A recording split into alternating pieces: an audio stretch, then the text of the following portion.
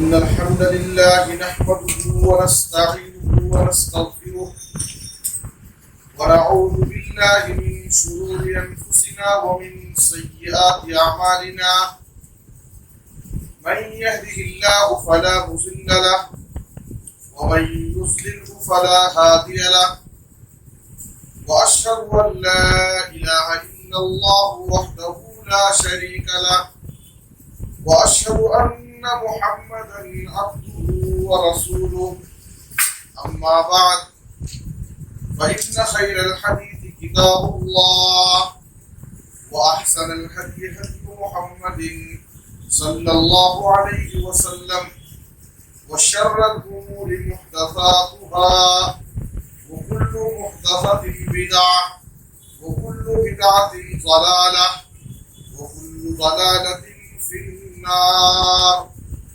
أعوذ بالله من الشيطان الرجيم. بسم الله الرحمن الرحيم.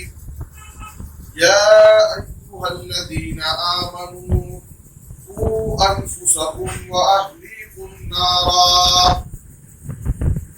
سبحانك لا علم لنا إلا ما علمتنا إنك أنت العليم الحكيم. رب اشرح لي صدري ويسر لي أمري واحلل عقدة من لساني يفقهوا قولي. رب زدني علما.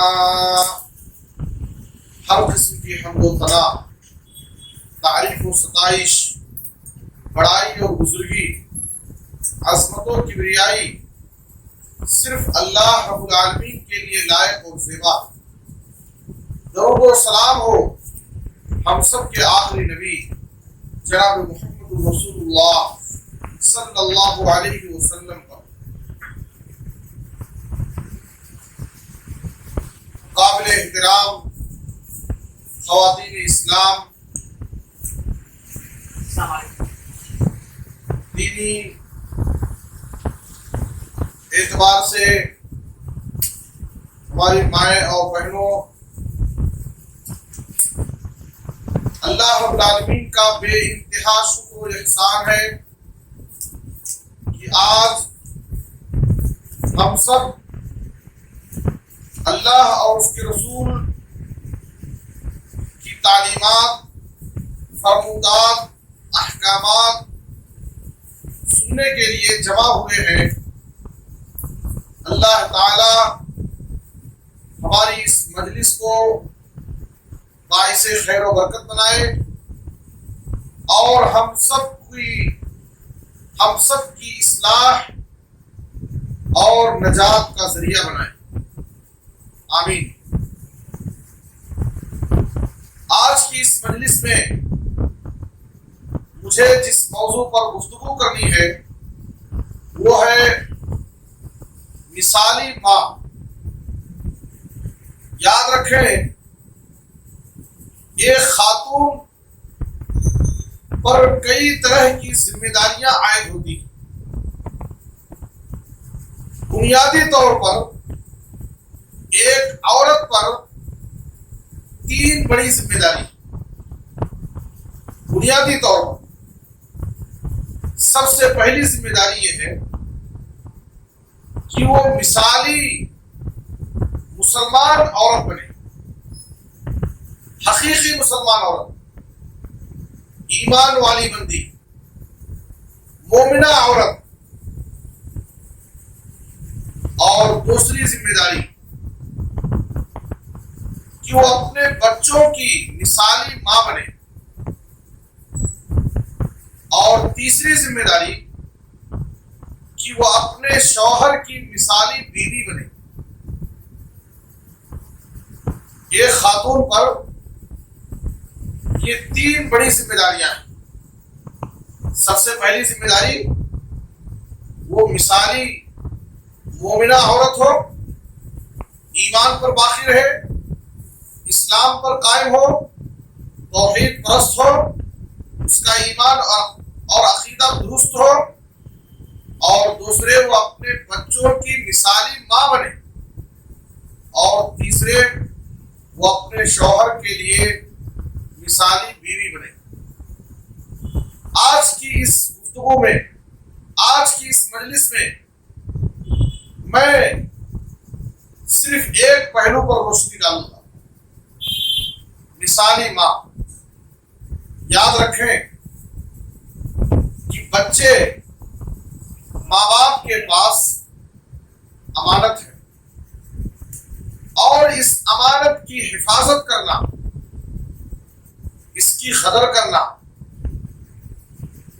یہ ماں باپ کی بہت بڑی ذمہ داری ہے۔ دنیاوی اعتبار سے بچوں کے رہن سہن، لباس و پوشاک، کھانے پینے کے انتظام سے بڑھ کر ان کے دین، ایمان، اخلاق کی فکر کرنا، یہ بہت بڑی ذمہ داری ہے۔ آج اس موضوع کو اختیار کرنے اور اس موضوع پر گفتگو کرنے کی ضرورت اس لیے ہے کہ اس وقت بچوں کے بگڑنے کے بہت سارے مواقع، بہت سارے اسباب۔ کتنے ماں باپ ہیں جو بچوں کے مسئلے کو لے کر پریشان ہیں۔ اللہ تعالیٰ نے ان کو خوب دولت سے نوازا، گھر میں ساری نعمتیں موجود ہیں، سب کچھ ہے، لیکن پھر بھی ان کی زندگی کا چین و سکون غارت ہو چکا ہے۔ وجہ کیا ہے؟ بچے بد اخلاق ہیں، نافرمان ہیں، ماں باپ کے باغی ہیں،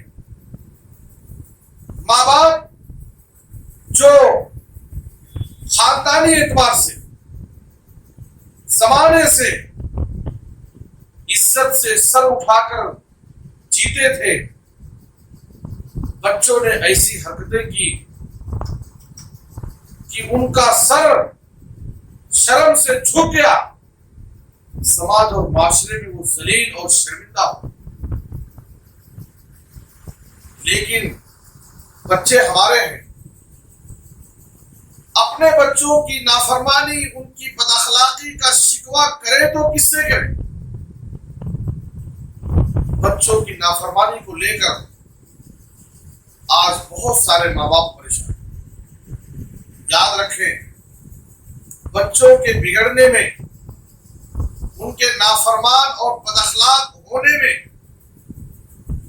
جہاں بہت سارے اسباب ہیں، بہت ساری کوتاہیاں ہیں، ایک بہت بڑا سبب خود ماں باپ ہے۔ بچوں کے بگاڑنے میں ماں باپ کا بھی بہت بڑا ہاتھ ہوتا ہے، اس لیے کہ ماں باپ اپنی ذمہ داری کو صحیح طور پر ادا نہیں کرتے۔ بچپن کی زندگی میں، بچپن کے زمانے میں جو تربیت کا زمانہ ہوتا ہے، بچوں کو بنانے اور سنوارنے کا وقت ہوتا ہے، ان کے اخلاق و کردار کو بنانے کا وقت ہوتا ہے، ان کو اچھا اور سچا مسلمان بنانے کی ضرورت ہوتی ہے۔ بہت سارے ماں باپ اپنے بچوں کی تربیت سے غافل ہوتے ہیں، بچوں کی تربیت پر کچھ بھی توجہ نہیں دیتے، آزاد چھوڑ دیتے ہیں۔ یہی بچے آگے بڑھ کر ماں باپ کے دشمن بن جاتے ہیں، ماں باپ کے لیے فتنہ بن جاتے ہیں۔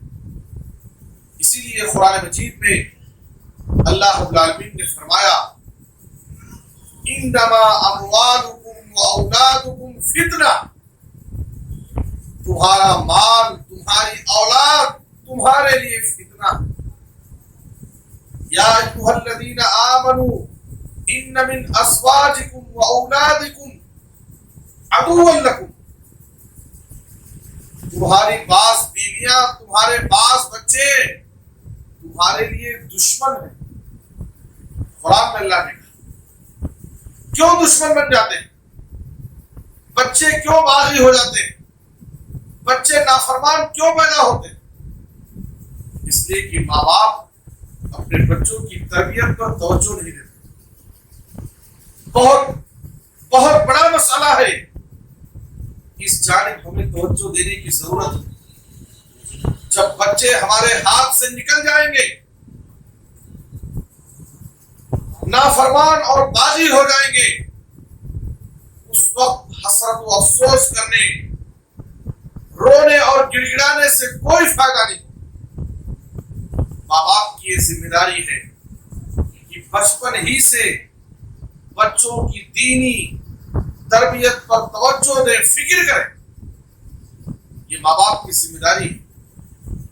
قرآن مجید میں اللہ تعالیٰ نے سورہ تحریم میں فرمایا، یا ایھا الذین آمنوا قوا انفسکم واہلیکم نارا، اے ایمان والو تم اپنے آپ کو اور اپنے اہل و عیال کو، اپنے بیوی بچوں کو جہنم کی اس آگ سے بچانے کی فکر کرو جس کے ایندھن انسان اور پتھر ہوں گے. علیہا ملائکۃ غلاظ شداد لا یعصون اللہ ما امرہم ویفعلون ما یؤمرون. جہنم کے اوپر عذاب دینے کے لیے اللہ تعالیٰ نے سخت طاقتور فرشتوں کو مقرر کر رکھا. ایسے فرشتے جو کبھی اللہ کے حکم کی نافرمانی نہیں کرتے، اللہ کے حکموں کو بجا لاتے.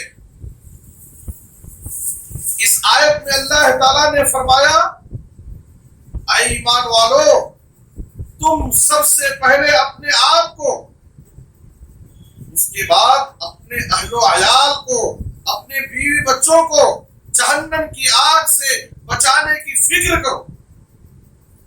یہ ہماری ذمہ داری. صرف ہمیں اپنی فکر نہیں کرنا، اپنے بیوی بچوں کی بھی فکر کرنا. ہم اپنے بچوں کو جہنم کی آگ سے کیسے بچائیں؟ ہم خود اللہ کی اطاعت کریں، اللہ کی نافرمانی سے بچیں، دین پر قائم رہیں، دین پر چلیں اور اپنے بچوں کو بھی اطاعت کا حکم دیں، نافرمانی سے روکیں. اس طرح سے ہم بھی جہنم سے بچ جائیں گے اور ہماری اولاد بھی جہنم سے بچ جائے گی. صحیح مسلم کی حدیث ہے، جناب محمد رسول اللہ صلی اللہ علیہ وسلم نے فرمایا، الا کلکم راع وکلکم مسئول عن رعیتی.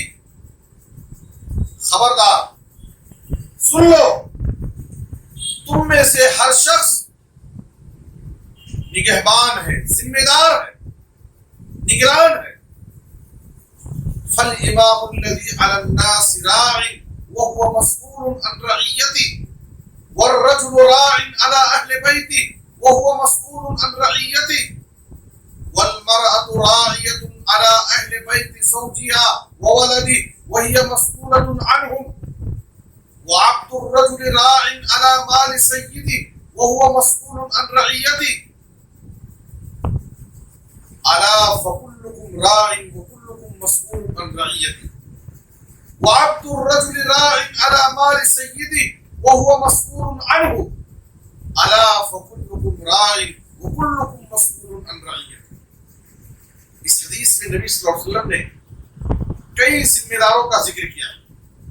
کہا کہ جو لوگوں کا امام ہے اس سے اس کی ذمہ داری کے بارے میں سوال ہوگا. جو سب کا امام ہے، ذمہ دار، اور ایک مرد اپنے گھر کا ذمہ دار ہے، اپنے بیوی بچوں کا ذمہ دار ہے. قیامت کے دن اس سے اس کی ذمہ داری کے بارے میں سوال ہوگا. والمرأة راعية على أهل بيت زوجها وولده وهي مسؤولة عنهم. ایک عورت اپنے شوہر کے گھر اور اس کے بچوں کی ذمہ دار ہے. قیامت کے دن اس سے اس کی ذمہ داری کے بارے میں سوال ہوگا. غلام اپنے آقا کے مال کا ذمہ دار ہے، اس سے اس کی ذمہ داری کے بارے میں سوال ہوگا. اے لوگوں سنو، تم میں سے ہر شخص ذمہ دار اور ہر ایک سے اس کی ذمہ داری کے بارے میں سوال کرو۔ تو ایک عورت پر اس کے بچوں کی ذمہ داری، جہاں دنیاوی ذمہ داری ہے اس کے لیے رہن سہن کا انتظام کرنا، کھانے پینے کا انتظام کرنا، اس کے لیے لباس و پوشاک کا انتظام کرنا، اس سے بڑی ذمہ داری دینی ذمہ داری، اس کے دین اور ایمان کی حفاظت کرنا، اس کے اخلاق و کردار کو سنوارنا، اس کو اچھا اور سچا مسلمان بنانا، یہ ماں باپ کی ذمہ داری ہے۔ یاد رکھیں کہ بچوں کی تربیت کی ذمہ داری ماں باپ دونوں پر ہے، لیکن باپ کے مقابلے میں ماں کی ذمہ داری زیادہ۔ کیوں؟ اس لیے کہ فطرتاً بچے اپنی ماؤں سے زیادہ قریب ہوتے ہیں اور اپنی ماؤں کے ساتھ زیادہ وقت گزارتے ہیں۔ باپ کاروبار کے لیے، ملازمت کے لیے زیادہ گھر سے باہر ہوتا ہے، بچے جب بھی گھر آتے ہیں تو ماں کے ساتھ ان کا وقت گزرتا ہے۔ آج کے دور میں بسا اوقات کئی دن گزر ہو جاتے ہیں، باپ کی بچوں سے ملاقات ہی نہیں ہو پاتی۔ ملازمت، کاروبار کا ٹینشن اتنا لگا ہوا ہے کہ بعض والدین، بعض باپ ایسے ہیں جو کئی دن گزر جاتے ہیں اپنے بچوں سے ملاقات ہی نہیں کر پاتے۔ ماں کی ذمہ داری بچوں کی تربیت میں زیادہ ہے۔ علامہ ابن قیم رحمۃ اللہ علیہ نے اپنے استاد شیخ الاسلام ابن تیمیہ کے حوالے سے ایک واقعہ ذکر کیا۔ ایک فیملی تھی، دونوں میں جدائی ہو گئی، بچے کے بارے میں دونوں میں اختلاف ہو گیا۔ دونوں کی خواہش تھی اور ضد تھی کہ بچے کو میں اپنے ساتھ رکھوں گا اور اس کی کفالت، اس کی تربیت میں کروں۔ معاملہ جب زیادہ بڑھ گیا، وقت کے قاضی کے پاس یہ معاملہ گیا تو اس نے غور و فکر کرنے کے بعد کہا، بچے کو اختیار دیا اور کہا کہ بچہ جس کے ساتھ جانا چاہے جا سکتا ہے۔ بچے کو اختیار دیا، دونوں میاں بیوی راضی ہو گئے۔ اس اختیار کے بعد بچہ آگے بڑھا اور اپنے باپ کی انگلی پکڑ کر جانے کے لیے تیار ہو۔ ماں زارو خطار رونے لگی۔ ماں نے کہا، قاضی صاحب آپ کا فیصلہ ہمیں منظور ہے، آپ نے بچے کو اختیار دیا، بچہ اپنے باپ کے ساتھ جانے کے لیے تیار ہے، مجھے منظور ہے، لیکن میں ایک سوال کرنا چاہتی ہوں۔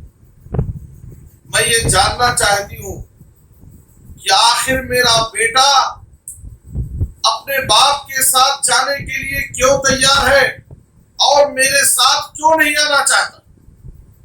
بس میں یہ جاننا چاہتا ہوں۔ اس بچے سے سوال کیا گیا۔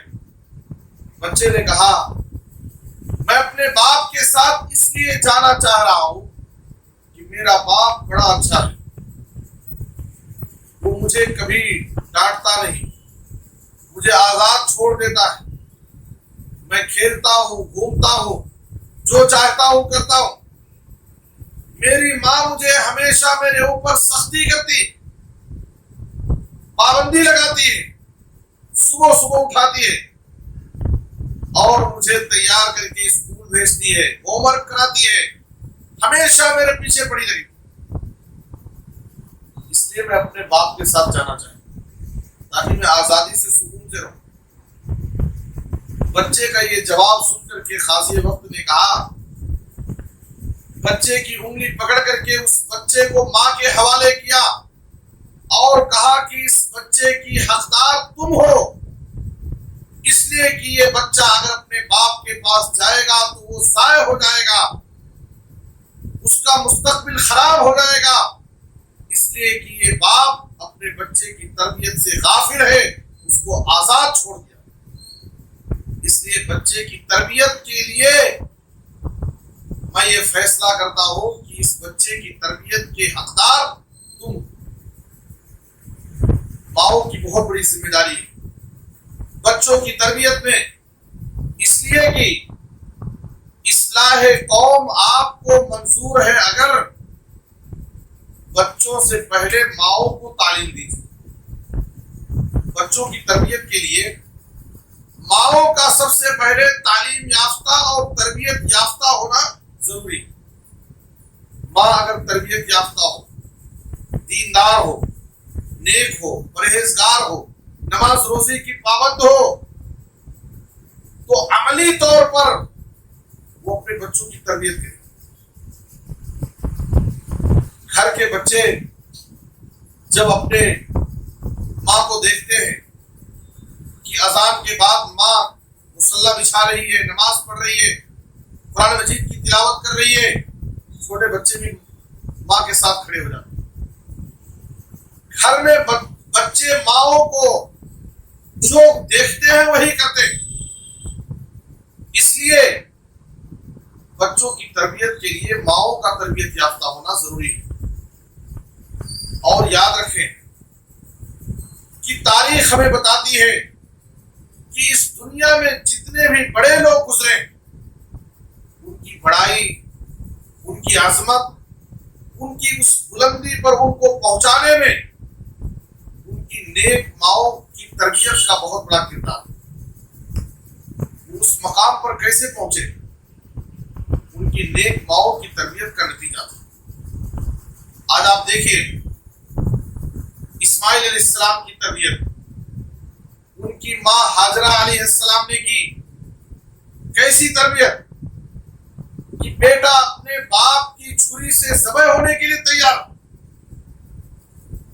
باپ کا حکم تھا انی ارا فی المنام انی اذبحک فانظر ماذا ترى۔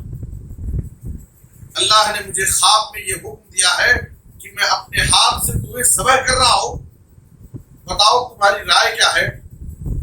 فرما بردار نیک صالح تربیت یافتہ بیٹے نے فوراً جواب دیا یا ابت فعل ما تؤمر ستجدنی انشاءاللہ من الصابرین۔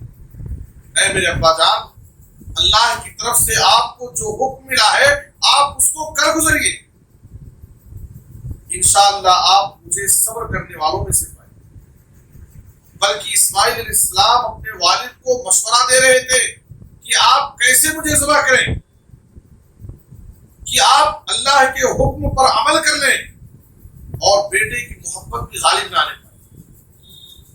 یہ فیضان نظر تھا یا کہ مکتب کی کرامت تھی؟ سکھائے کس نے اسماعیل کو آداب فرزندی؟ آخر یہ تربیت، یہ جواب، اسماعیل علیہ السلام کی یہ اطاعت اور فرما برداری ان کو کس نے سکھائی؟ ان کی تربیت نے ان کی نیک ماں ہاجرہ علیہ السلام کا بہت بڑا کردار تھا۔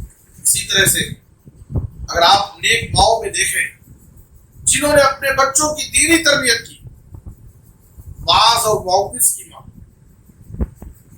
معاذ اور معوذ کی ماں، جن کی ماں کو نبی صلی اللہ علیہ وسلم نے بشارت دی، مبارکبادی دی کہ تمہارے بچے ایسی جنگ میں شریک ہوئے جس جنگ میں شریک ہونے والوں کی مغفرت کا اعلان اللہ تعالیٰ نے عرش سے کیا۔ اعملوا ما شئتم فقد غفرت لکم۔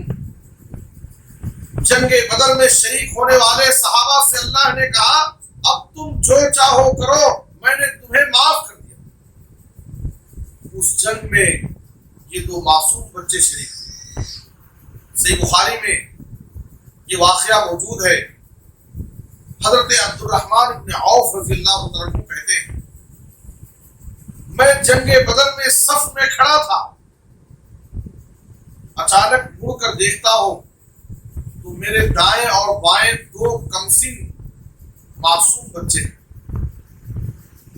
دائیں بائیں ان معصوم بچوں کو دیکھ کر مجھے اطمینان نہیں ہوا کہ جنگ میں یہ دو بچے کہاں سے آئے۔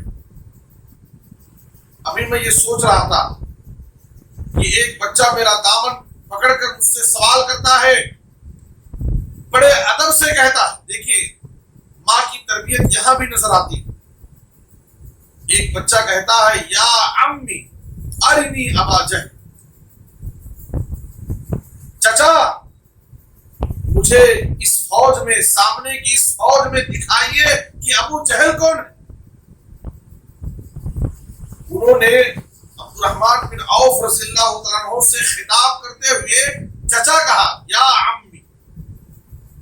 ہم اپنے بچوں کو یہ ادب سکھائے، بڑوں سے کس طرح بات کرنا ہے، بزرگوں کا کس طرح احترام کرنا ہے۔ یا عمی ارنی ابا جہل،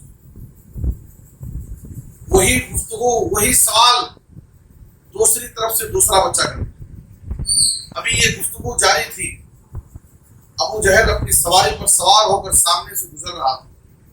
میں نے کہا دیکھو ابو جہل سامنے جا رہا۔ ابھی ہماری گفتگو مکمل نہیں ہوئی کہ دونوں بچے باز کی طرح اس پر جھپٹ پڑے اور وہاں تک پہنچ کر اس کو قتل کیے۔ قتل کر کے نبی صلی اللہ علیہ وسلم کی خدمت میں بھاگے ہوئے گئے اور کہا اللہ کے رسول آپ کے دشمن کو ہم نے قتل کر دیا۔ دونوں کہہ رہے اللہ کے رسول ہم نے قتل کیا۔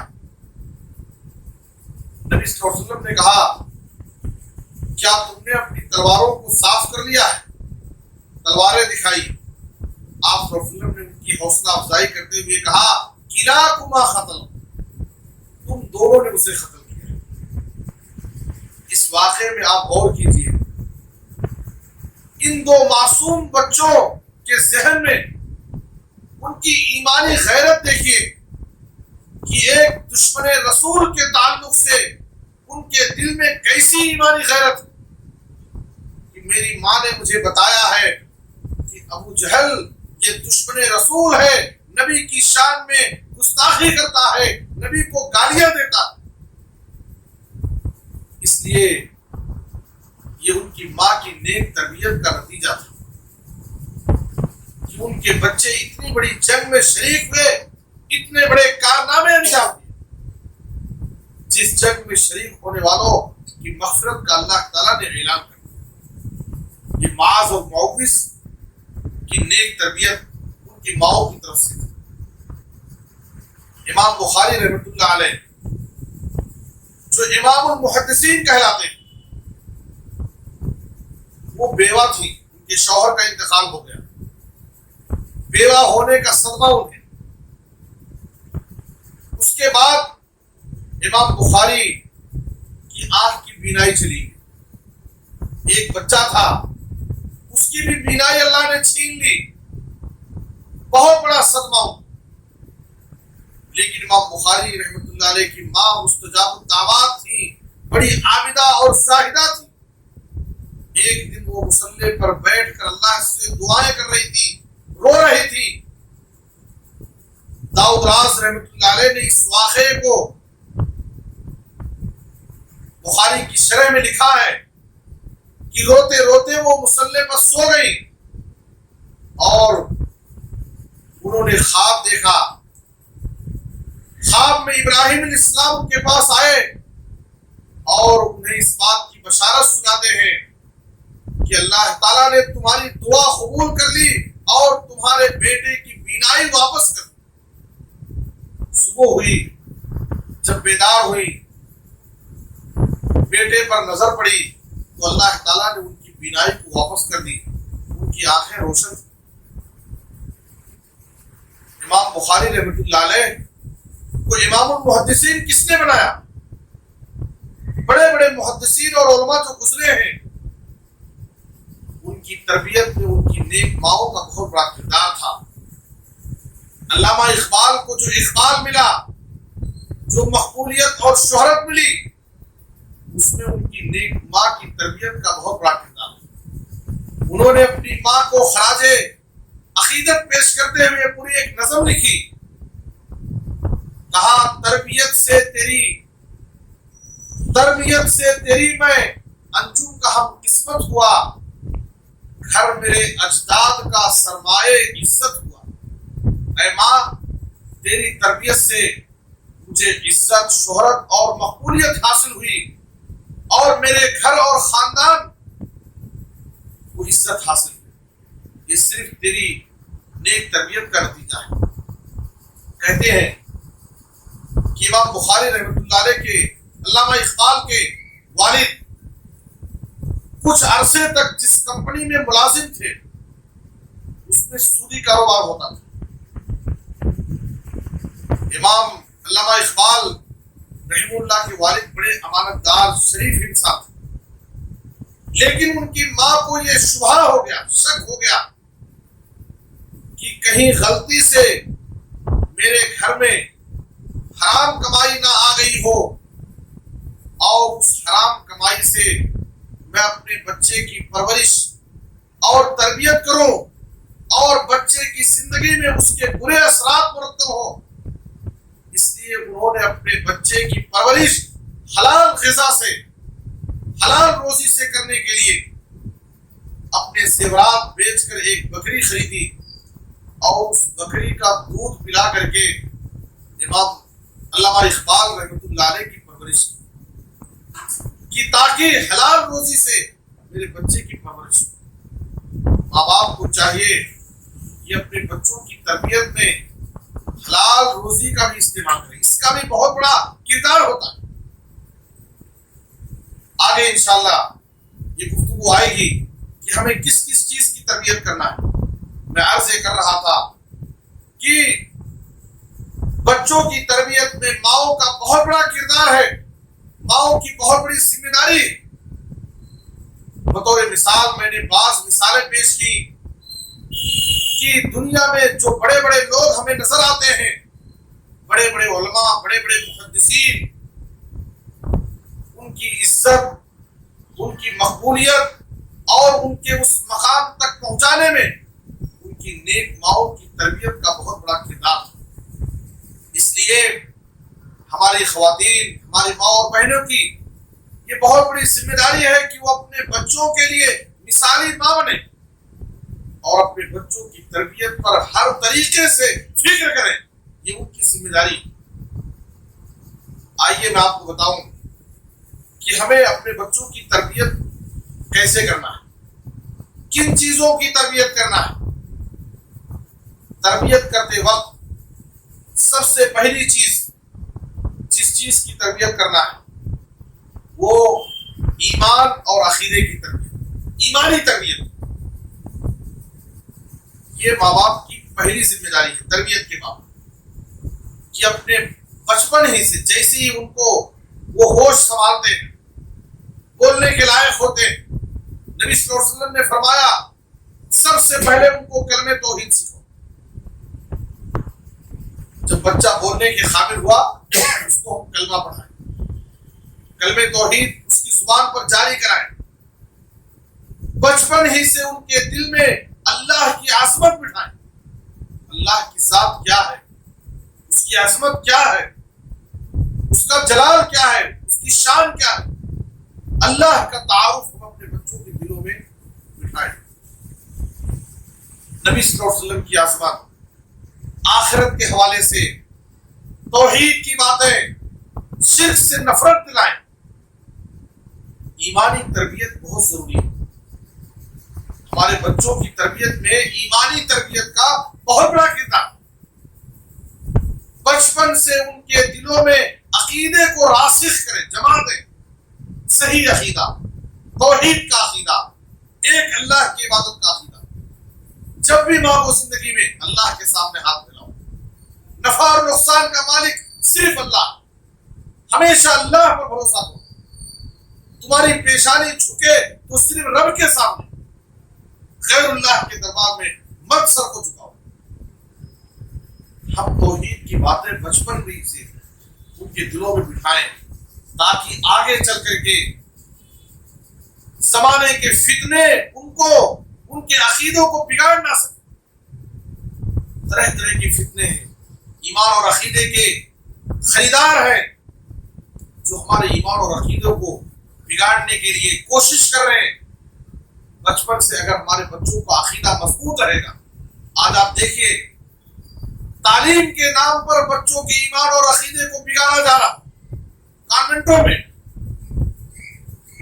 اچھی معیاری اعلیٰ تعلیم کے نام پر بچوں کے ایمان اور عقیدے کا سودا ہو رہا. ماں باپ کو کیا ہے؟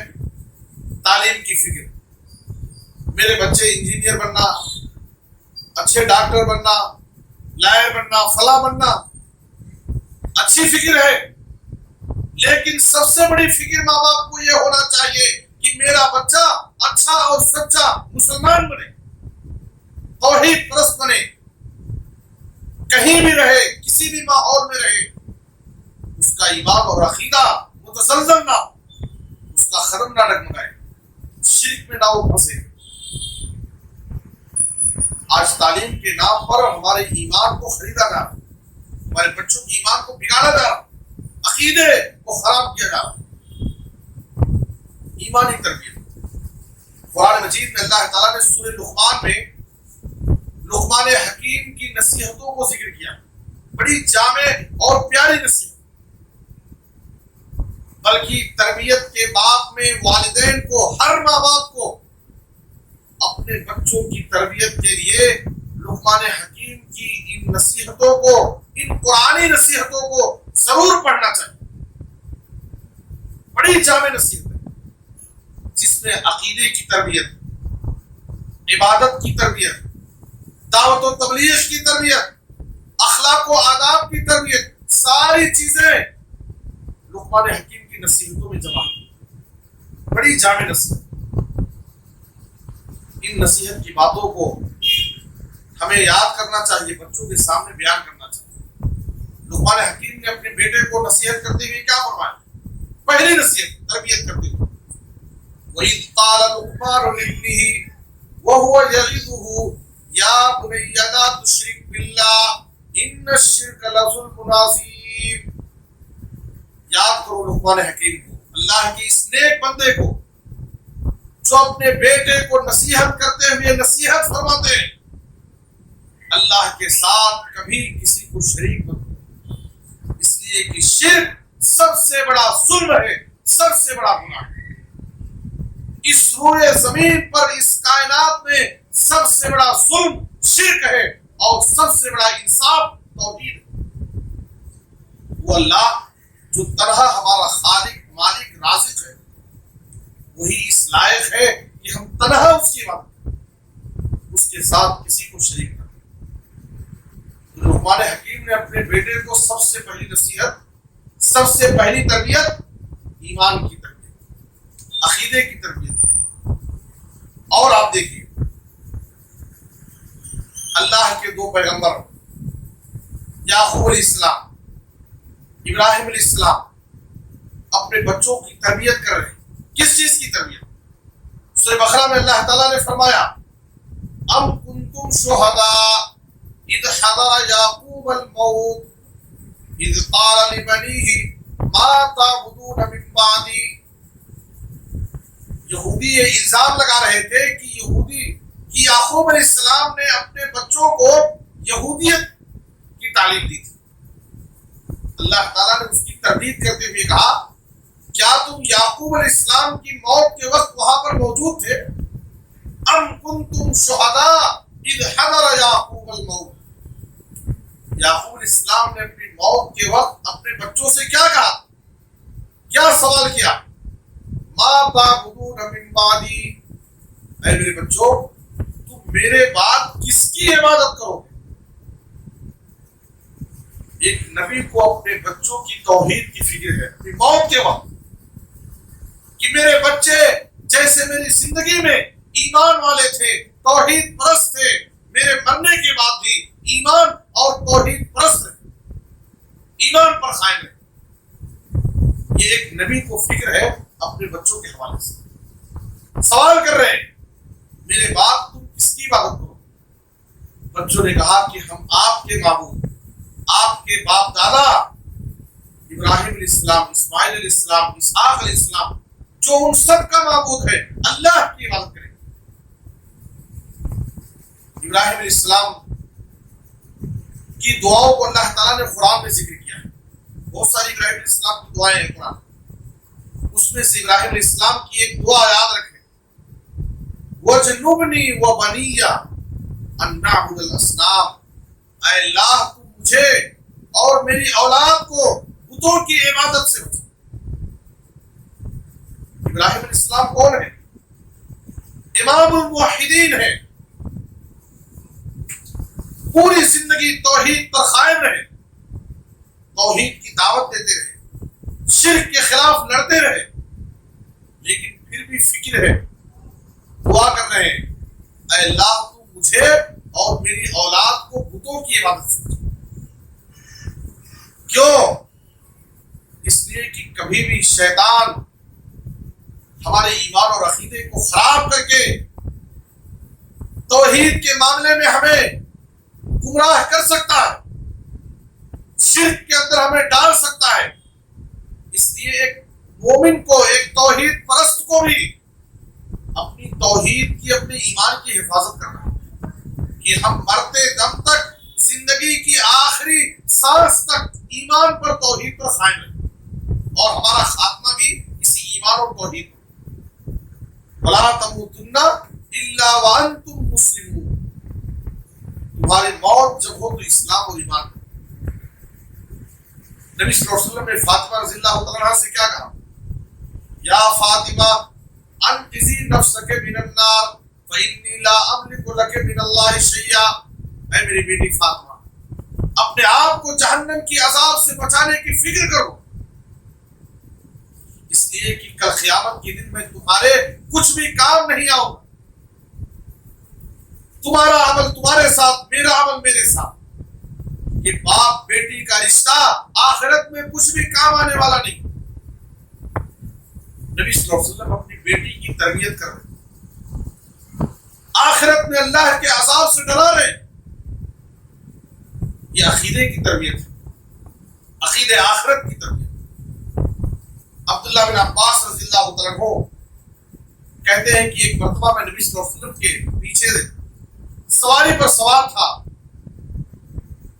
سفر کے دوران سواری پر سوار ہو کر نبی صلی اللہ علیہ وسلم نے مجھے کچھ عقیدے کی باتیں بتائیں.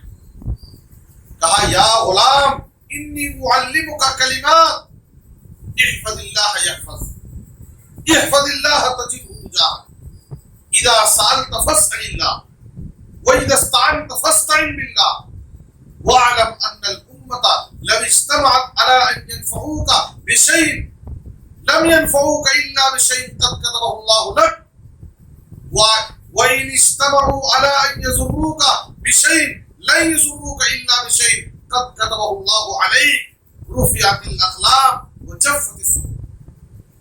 کہا کہ اے ابن عباس میں تمہیں کچھ باتیں بتا رہا ہوں، اچھی طرح سے ان کو یاد رکھو، سمجھ جاؤ. تم اللہ کے احکام اور قوانین کی حفاظت کرو، اللہ کے حکموں پر چلو، اللہ تمہاری حفاظت کرے گا. تم اللہ کے حکموں پر عمل کرو، اللہ تمہاری مدد کرے گا. جب تم مانگو تو اللہ سے مانگو، مدد طلب کرو تو صرف اللہ سے مدد طلب کرو. اور اس بات کو اچھی طرح جان لو، دل میں بٹھا لو، پوری امت، پوری قوم، پوری جماعت مل کر کے تمہیں فائدہ دینا چاہیے. اللہ کو منظور نہیں ہے تو سب مل کر کے تمہیں فائدہ نہیں پہنچا سکتے. اور اگر پوری قوم، پوری جماعت مل کر کے تمہارے مخالف ہو جائیں، تمہارے دشمن بن جائیں، تم کو نقصان پہنچانا چاہے، نقصان بھی نہیں پہنچا سکتے. سب کچھ کا مالک اللہ ہے، ساری چیزیں اللہ کے ہاتھ میں ہے. وہ تو عز من تشاء وہ تو ذل من تشاء. اللہم لا مانع لما اعطیت ولا معطی لما منعت ولا ينفع ذا الجد منک الجد. اے اللہ جس کو تو دینا چاہے دنیا کی کوئی طاقت اسے روک نہیں سکتی. اے اللہ جس کو تو محروم کر دے دنیا کی کوئی طاقت اسے نواز نہیں سکتی. سب سے بڑا مشکل کشا، غریب نواز، بندے نواز، سب کچھ کا نوازنے والا اللہ. ہم اپنے بچوں کے دلوں میں عقیدے کی یہ بنیادی باتیں بٹھائیں، اس لیے کہ سماج اور معاشرے میں آج شرک بہت تیزی کے ساتھ بڑھتا ہے۔ اور ایک بات کو سمجھ لیں کہ جب بچوں کے دلوں میں اللہ کی محبت، رسول کی محبت، اللہ کی عظمت، عقیدے کی باتیں بیٹھ جائیں گی تو یاد رکھیں نماز روزہ ان کے لیے بہت آسان ہے، دین پر چلنا ان کے لیے بہت آسان ہے، شریعت کی تعلیمات پر عمل کرنا ان کے لیے بہت آسان ہے۔ اصل چیز توحید ہے، اللہ کی عظمت ہے۔ آپ دیکھیے نبی صلی اللہ علیہ وسلم مکی زندگی میں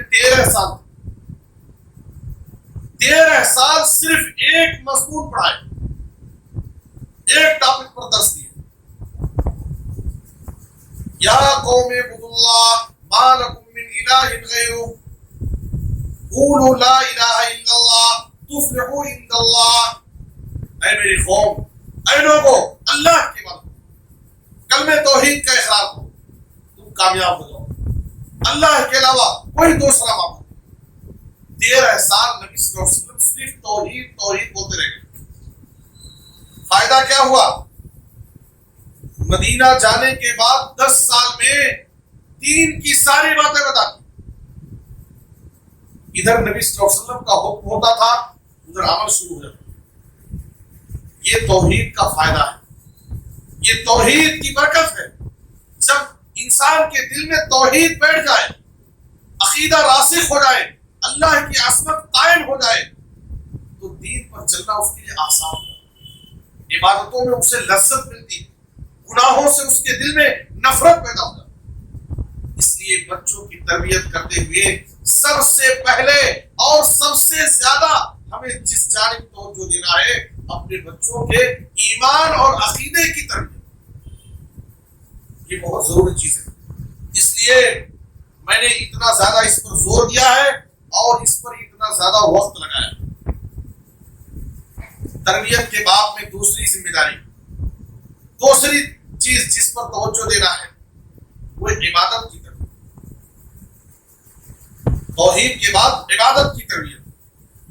اب عبادات میں توحید کے بعد ایک مسلمان پر سب سے بڑا فریضہ اگر کوئی ہے تو نماز۔ توحید کے اقرار کے بعد ایک مسلمان پر سب سے بڑا فریضہ، سب سے بڑی عبادت اگر کوئی ہے تو نماز قائم کرنا۔ وہ ہم اپنے بچوں کو نماز کی تعلیم دیں، نماز کی تربیت کریں۔ قرآن مجید میں اللہ تعالیٰ نے کہا وَأْمُرْ أَهْلَكَ بِالصَّلَاةِ وَاصْطَبِرْ عَلَيْهَا۔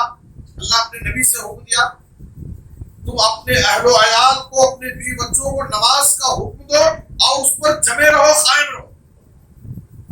ایسا نہیں کہ ایک بار بولے، 2 بار بولے، بچے میری بات نہیں سنتے، بیوی میری بات نہیں سنتی، چھوڑ دیے۔ چھوڑنے سے مسئلہ حل نہیں ہوگا، یہ ہماری ذمہ داری ہے، نماز کی ان کو پابندی کرانا ہے۔ قیامت کے دن ہم سے اس ذمہ داری کے بارے میں سوال ہوگا۔ جناب محمد رسول اللہ صلی اللہ علیہ وسلم نے فرمایا حدیث میں مروا اولادکم بالصلاۃ وهم ابناء 7 سنین واضربوهم علیہا وهم ابناء 10 وفرقوا بینہم فی المضاجع۔ جب تمہارے بچے 7 سال کے ہو جائیں تو ان کو نماز کا حکم دو، 10 سال کے ہو جائیں نماز نہ پڑھنے پر، سستی کرنے پر تعدیبی کارروائی کرو، سزا دو، اور 10 سال کی عمر میں پہنچنے کے بعد اب ان کے بستروں کو الگ کر دو۔ یہ سب تعلیمات ہیں۔ سوال یہ ہے، 2 سوال اس حدیث کی روشنی میں۔ پہلا سوال یہ ہے کہ اگر ماں باپ خود نماز کی پابندی نہیں کریں گے تو اپنے بچوں کو نماز کا حکم کیسے دیں گے؟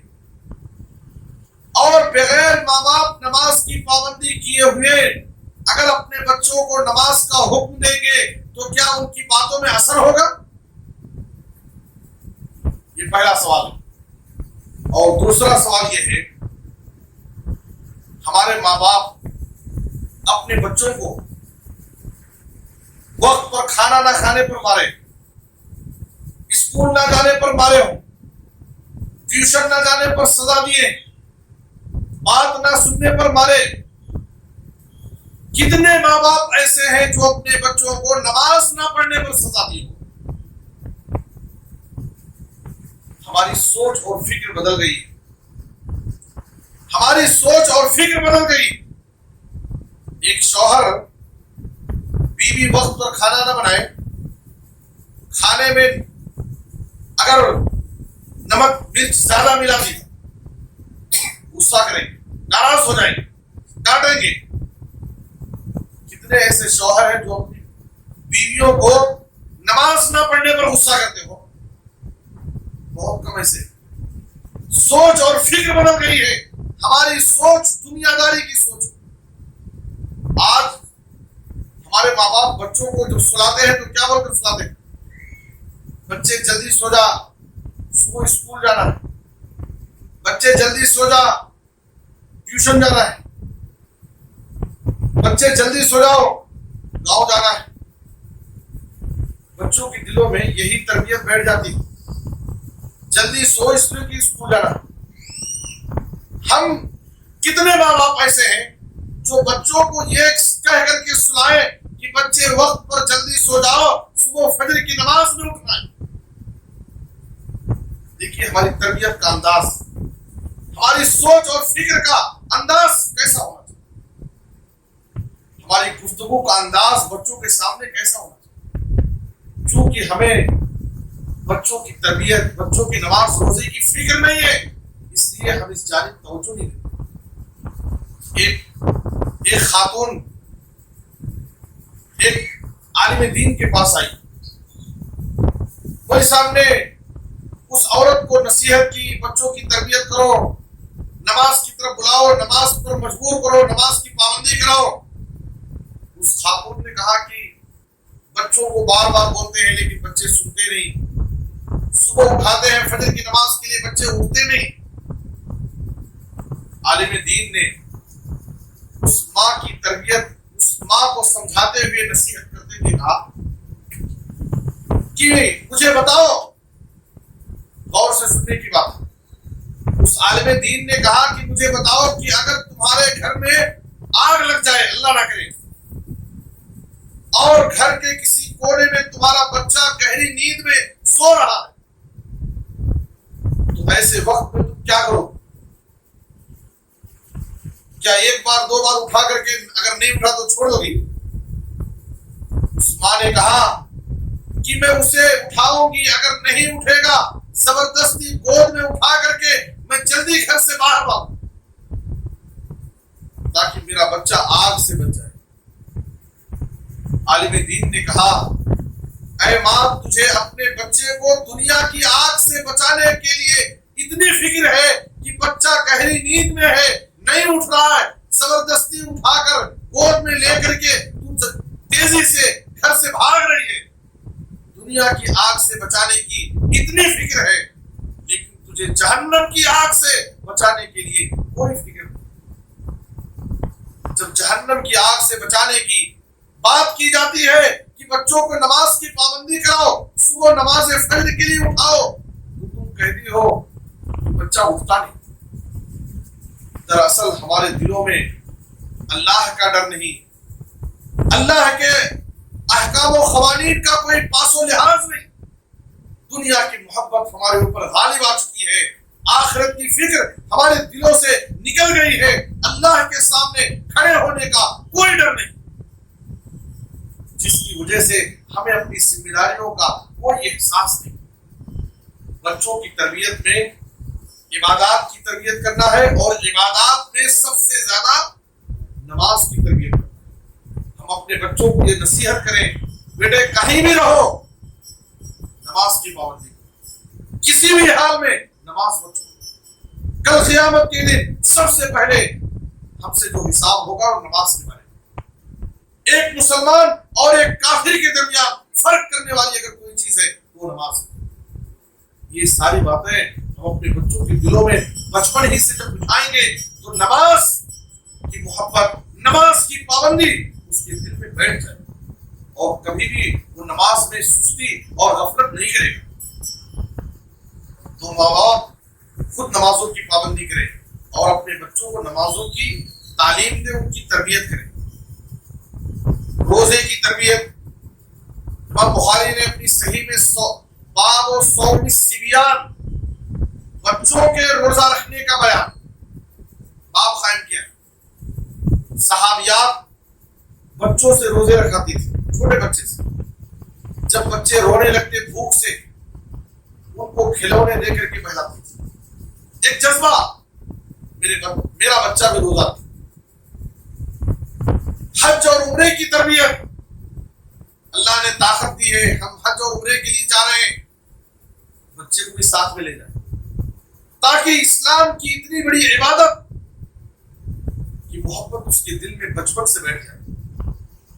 نبی صلی اللہ علیہ وسلم کے پاس ایک عورت آئی حج میں، اپنے گود میں ایک بچے کو لیے ہوئے، کہا اللہ کے رسول علی ھذا حج، کیا اس بچے کا حج ہوگا؟ تو آپ صلی اللہ علیہ وسلم نے کہا نعم ولک اجر، ہاں اس بچے کا حج ہوگا اور اجر و ثواب تجھے ملے گا، لیکن اس بات کو یاد رکھیں کہ اس حج سے بالغ ہونے کے بعد بچے پر حج کی فرضیت ثابت نہیں ہوگی۔ بالغ ہونے کے بعد اگر بچہ حج کرنے کی طاقت رکھتا ہے، مستطیع ہے، تو اس پر حج کرنا فرض ہوگا۔ تو حج کی تربیت، اسی طریقے سے صدقہ اور خیرات کی تربیت، ہم اپنے بچوں کے ہاتھوں سے غریبوں اور مسکینوں کو صدقہ دلائیں، اس سے ان کے دلوں میں غریبوں کی محبت پیدا ہو۔ نبی صلی اللہ علیہ وسلم اللہ سے دعا مانگتے تھے، اللہم انی اسألک فعل الخیرات وترک المنکرات وحب المساکین، اے اللہ میں تجھ سے سوال کرتا ہوں کہ غریبوں سے محبت کرنے کی اللہ مجھے توفیق دے۔ تو ہم اپنے بچوں کے ہاتھوں سے غریبوں اور مسکینوں میں صدقہ اور خیرات دلائیں، یہ عبادات کی تربیت ہے۔ عبادت کی تربیت کے بعد ہمیں جس چیز کی تربیت کرنا ہے وہ اخلاق کی تربیت کرنا ہے۔ اخلاق ایک بندے کے زندگی میں بہت ضروری چیز ہے، اور جس کے پاس اخلاق نہیں، ادب نہیں، تو سمجھیے کہ وہ انسان کہلانے کے قابل نہیں۔ ادب ہی سے انسان ہے، ادب جو نہ سیکھے وہ حیوان ہے۔ ہماری زندگی میں اخلاق و آداب کی بڑی اہمیت ہے۔ بچپن سے ہم اپنے بچوں کو یہ سکھائیں، سچائی کی تعلیم دیں، جھوٹ سے نفرت دلائیں، امانت داری کے بارے میں بتائیں، خیانت سے ڈرائیں، کسی کو گالی مت دو، وعدے کو پورا کرو، وعدے کی خلاف ورزی مت کرو، بڑوں کا احترام کرو، بزرگوں کی عزت کرو، چھوٹوں کے ساتھ پیار اور شفقت کا معاملہ کرو، تمہارے رشتہ داروں کے ساتھ صلہ رحمی کرو، رشتہ داروں کے ہاں آؤ اور جاؤ۔ اخلاق اور ادب کی باتیں ہم بچپن ہی سے بچوں کو سمجھائیں۔ آج ماں باپ بچپن ہی سے بچوں کو جھوٹ کی تعلیم، جھوٹ کی تربیت۔ کسی کا فون آیا، ماں باپ بچوں کے سامنے جھوٹ بولیں گے۔ گھر میں بیٹھے ہیں، فون پر ساتھی سے بات کر رہے ہیں، اب بھی جا رہا ہوں تمہارے پاس ہوں، 2 منٹ میں آتا ہوں، حالانکہ گھر میں بیٹھ کر کھانا کھا رہے ہیں۔ ماں باپ کے بچوں کے سامنے جھوٹ بولیں گے تو بچے ان سے جھوٹ سیکھیں گے۔ دیکھیے جھوٹ کتنا بڑا گناہ ہے، اور کیسے کیسے ہم اپنے بچوں کے سامنے جھوٹ بولتے ہیں۔ عبداللہ بن عامر رضی اللہ عنہ کہتے ہیں کہ ایک مرتبہ نبی صلی اللہ علیہ وسلم میرے گھر میں تھے، میرے گھر بیٹھے ہوئے تھے، میں گھر کے سامنے کھیل رہا تھا بچوں کے ساتھ۔ میری ماں نے مٹھی باندھ کر کے اشارہ کر کے مجھے بلایا، ہاں تعال اوتی، کہا کہ آؤ میں تمہیں ایک چیز دوں گی۔ گھر میں نبی صلی اللہ علیہ وسلم بیٹھے دیکھ رہے ہیں کہ ماں بچے کو اشارہ کر کے بلا رہی ہے، بچے آؤ میں تمہیں ایک چیز دوں گی۔ نبی صلی اللہ علیہ وسلم قریب گئے، پوچھا ماں اردت ان توتی، تم اپنے بچے کو اشارہ کر کے بلا رہی ہو، تم نے اسے کیا دینے کا ارادہ کیا ہے؟ تمہاری مٹھی میں کیا ہے؟ دکھاؤ۔ کہا اردت ان اوتیہ تمرن، میری مٹھی میں کھجور ہے، میں کھجور دینے کے لیے بلائی۔ نبی صلی اللہ علیہ وسلم نے اس وقت کیا فرمایا؟ اما انک لو لم توتیہ شیئا کتبت علیک کذبا، اگر تم اپنے بچے کو اشارے سے بلاتے مٹھی باندھ کر اور تمہارے ہاتھ میں کچھ نہیں رہتا، جھوٹ میں اشارہ کر کے بچے کو بلاتے اور اسے کچھ نہیں دیتے، تو تمہارے نام اعمال میں ایک جھوٹ لکھا جاتا، جھوٹ لکھا جاتا۔ آج کتنے ماں باپ اسے جھوٹا سمجھتے ہیں، اس کو ہم جھوٹ سمجھتے ہیں۔ بچہ رو رہا ہے، سو نہیں رہا ہے، اس کو بہلانے کے لیے سلانے کے لیے جھوٹے بہانے، سو جاؤ، گھر کے باہر بلی ہے، کتا ہے، شیر ہے، پولیس ہے۔ کیا گھر کے باہر پولیس رہتی؟ شیر رہتا؟ یہ سب جھوٹی بات ہے، یہ بھی جھوٹ ہے، جھوٹ میں لکھا جاتا ایک بات۔ اور دوسری بات کیا ہے؟ بچوں کے سامنے بار بار یہ سب باتیں کرنے سے نفسیاتی طور پر بچے بزدل ہو جاتے۔ بچپن سے ماں باپ سے سنتے رہے، شیر ہے، کتا ہے، بلی ہے، چور ہے، پولیس ہے، سن سن کر کے بچے نفسیاتی طور پر بزدل ہو جاتے۔ پہلے کی مائیں اپنے بچوں کے دلوں میں شجاعت، بہادری، ایمانی غیرت ان کے دلوں میں پیدا، جنگ کے لیے بھیج رہے ہیں، جنگ کے لیے بھیج رہے ہیں، نصیحت کرتے ہیں، بیٹے آگے بڑھنا، پیچھے نہیں ہٹنا، اگر تم اللہ کی راہ میں شہید ہو گئے تو میں اس بات کو چاہتی ہوں کل قیامت کے دن جب مجھے بلایا جائے تو شہید کی ماں کہہ کر کے بلائے۔ کل کی مائیں اپنے بچوں کے دلوں میں شجاعت، بہادری، ایمانی غیرت ان کے دلوں میں بٹھاتی۔ آج ہم اپنے بچوں کے سامنے بزدلی کی باتیں، یہ سب جھوٹی باتیں ہیں، تو ہمیں ان کے اخلاق کی تربیت کرنا ہے، اخلاق کی تربیت کرنا، ان کو ادب سکھانا ہے، اچھے اخلاق کی باتیں سکھانا ہے، اور ان کے ایمان کی فکر کرنا ہے۔ اخلاق و آداب یہ بچے کی زندگی میں بہت ضروری چیزیں ہیں۔ رشتے دار کون ہے ان کا تعارف کرانا ہے، یہ تمہارے ماموں ہیں، یہ تمہارے خالو ہیں، یہ تمہارے پھوپھی ہیں، ان کے ساتھ اچھا احترام کرو، ان کے گھر آؤ جاؤ۔ ماں باپ کیا کرتے ہیں؟ بچپن ہی سے بچوں کے دلوں میں نفرت بھی ڈالا، زندگی بھر کی ظلم کی داستان ان کے سامنے سنائی۔ تیرے چاچا سے ہوشیار رہنا، زندگی بھر ہمیں ستائے، خالہ کے گھر کبھی نہیں جانا، وہ ہمارے ساتھ ایسا کرے۔ اب وہ بچہ بڑے ہونے کے بعد رشتے داروں کا مقام کیا ہے، رشتے داروں کا حق کیا ہے، وہ کہاں سے ادا کرے گا؟ بچپن ہی سے ان کے دل میں نفرت کی بیج ڈال دیں گے۔ زندگی بھر ماں باپ خود رشتوں کو کاٹتے رہے، اور یہی تعلیم، یہی تربیت اپنے بچوں کو دے کر کے ہم اپنے بچوں کی تربیت کس انداز سے کریں؟ یہ ساری چیزیں ہمیں سیکھنا ہے، اور اپنے بچوں کی صحیح دینی تربیت کرنا، صلہ رحمی کی تعلیم دینا۔ نبی صلی اللہ علیہ وسلم نے کہا اپنے بچوں کو نسب نامہ سکھاؤ، تمہارے خاندان کے لوگوں کا تعارف کراؤ، کون کون تمہارے رشتے داروں میں آتے ہیں بتاؤ، ان کا نام بتاؤ، ان کا رشتہ بتاؤ۔ کیوں؟ تاکہ تمہارے بچے آگے چل کر کے رشتے داروں کا حق ادا کریں، ان کے ساتھ ان کے یہاں آئے جائیں۔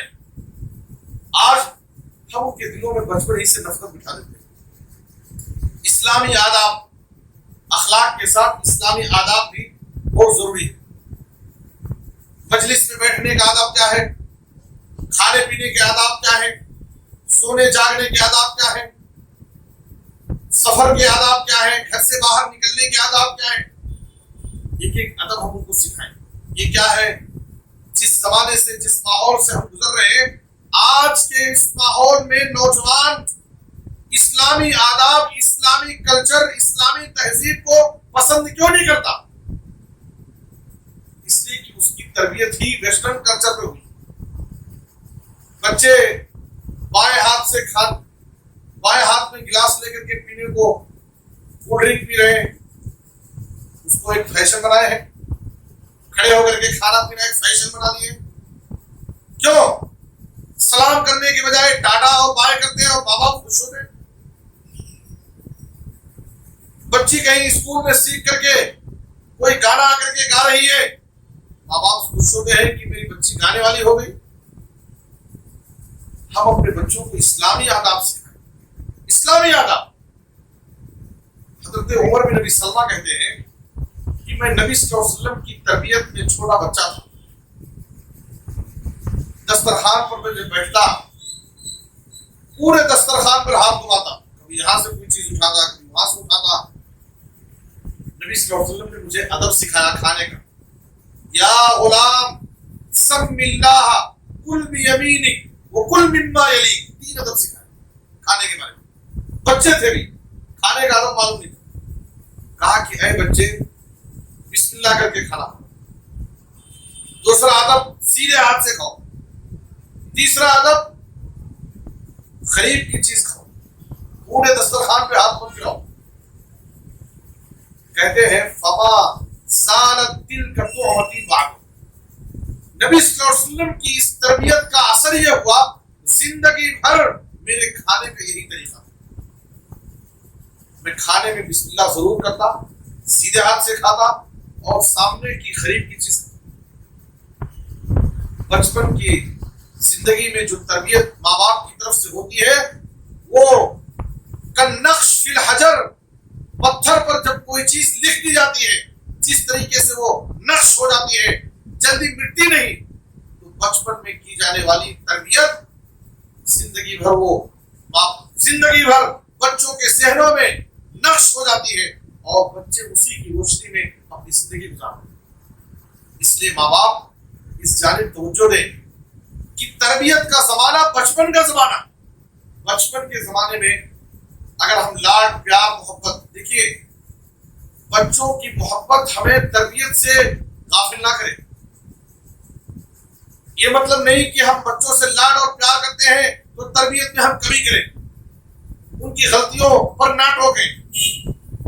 نبی صلی اللہ علیہ وسلم بچوں کے ساتھ کتنا لاڈ اور پیار کرتے تھے، ہم اس کی مثال نہیں پیش کر سکتے۔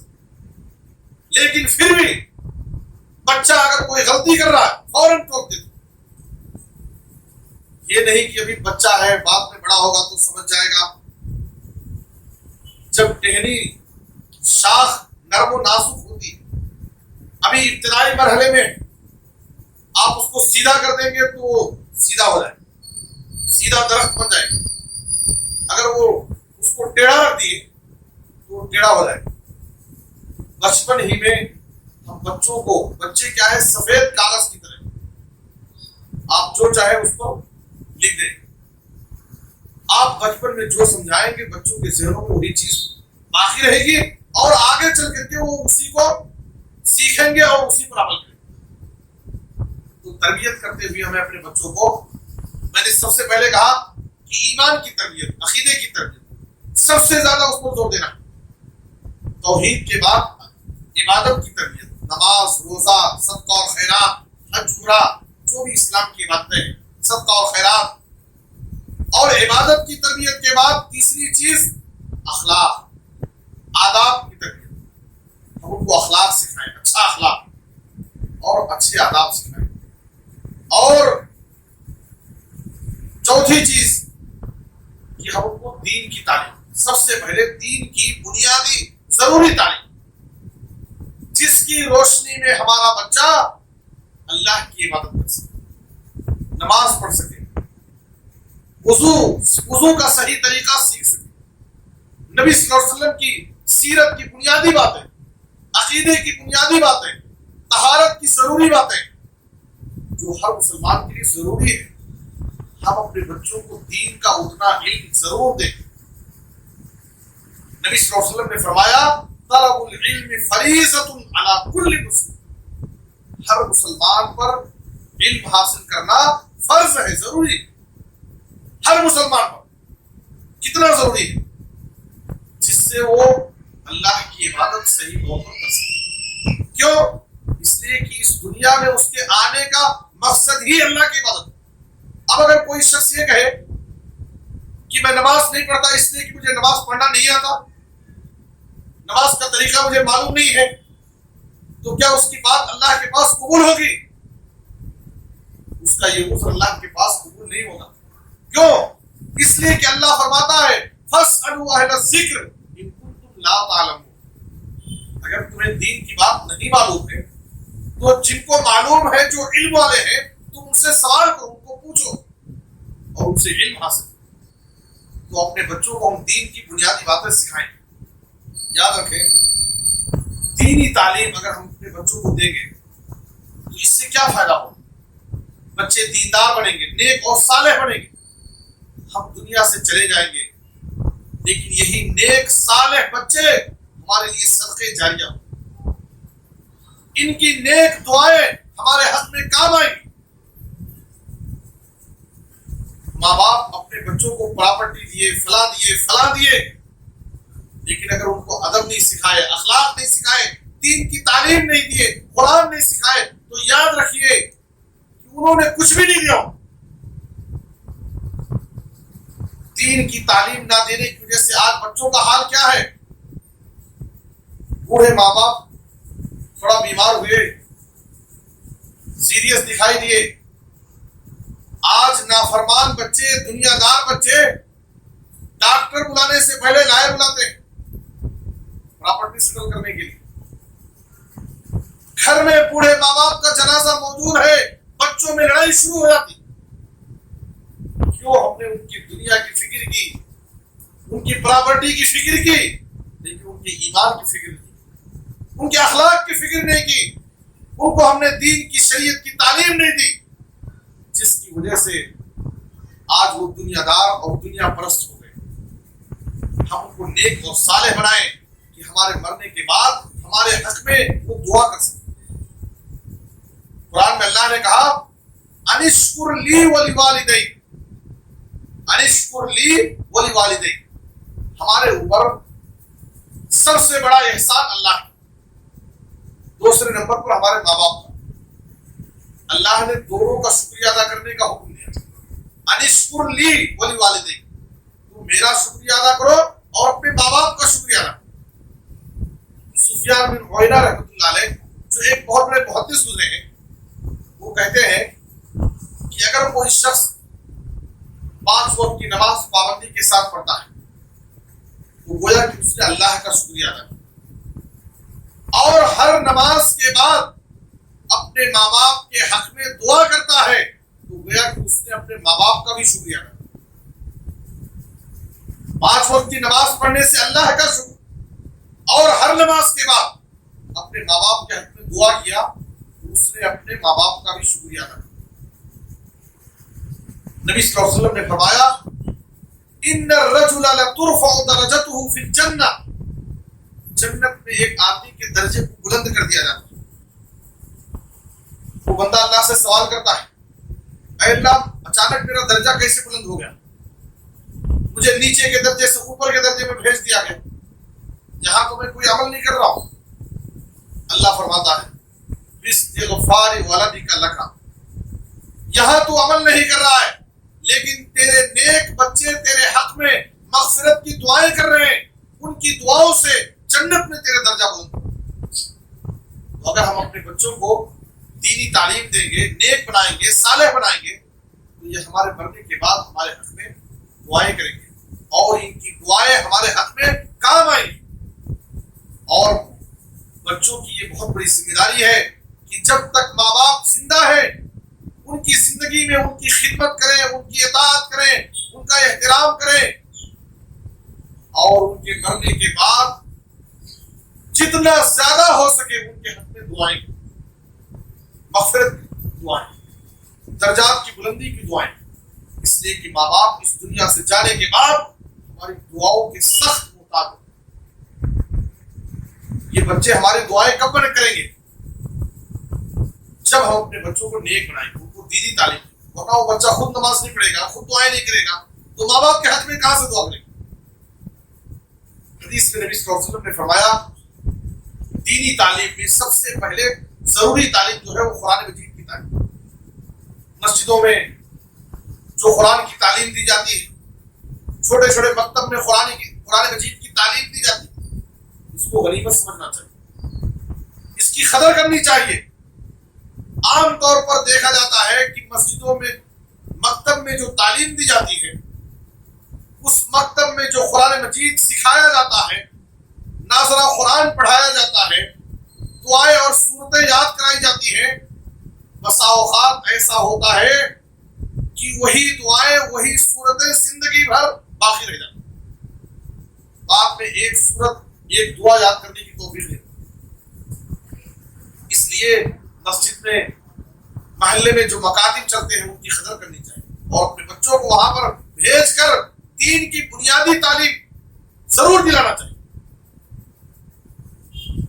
کل قیامت کے دن حافظ قرآن، جو ماں باپ اپنے بچوں کو حافظ قرآن بناتے ہیں، ان کے ماں باپ کو اللہ تعالیٰ جنت کا ایسا قیمتی جوڑا عطا کرے گا، ان کے سر پر تاج رکھے گا کہ اس قیمتی جوڑے کا مقابلہ دنیا کی کوئی چیز نہیں کر سکتی۔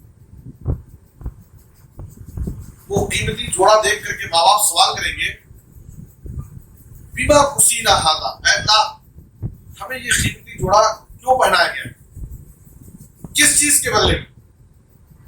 تو کہا جائے گا بِأَخْذِ وَلَدِكُمَا الْقُرْآنَ، اور دوسری روایت میں ہے بِتَعْلِيمِ وَلَدِكُمَا الْقُرْآنَ، تمہارے بچوں کو قرآن سکھانے کی وجہ سے، قرآن کی تعلیم دینے کی وجہ سے آج تمہاری یہ عزت افزائی کی جا رہی ہے کہ تم کو جنت کے قیمتی جوڑے پہنائے گئے، جس کی برابری، جس کا مقابلہ دنیا کی کوئی چیز نہیں کر سکتی۔ آج ماں باپ دینی تعلیم بولے تو قرآن کی تعلیم، مدرسے کی تعلیم تو سمجھتے ہیں کہ یہ غریبوں کی تعلیم، اس جانب توجہ نہیں دیتے۔ غریبوں کی تعلیم، بچوں کو عالم حافظ بنا کر کے ہم کیا کریں گے، وہ کیسے کھائے گا جیے گا؟ آج ماں باپ کو اپنے بچوں کی صرف دنیا کی فکر، کیسے کھائے گا جیے گا۔ ماں باپ اگر نیک اور صالح بنے، ان کی آنے والی نسل، ان کی اولاد کی حفاظت کا ذمہ اللہ نے لیا۔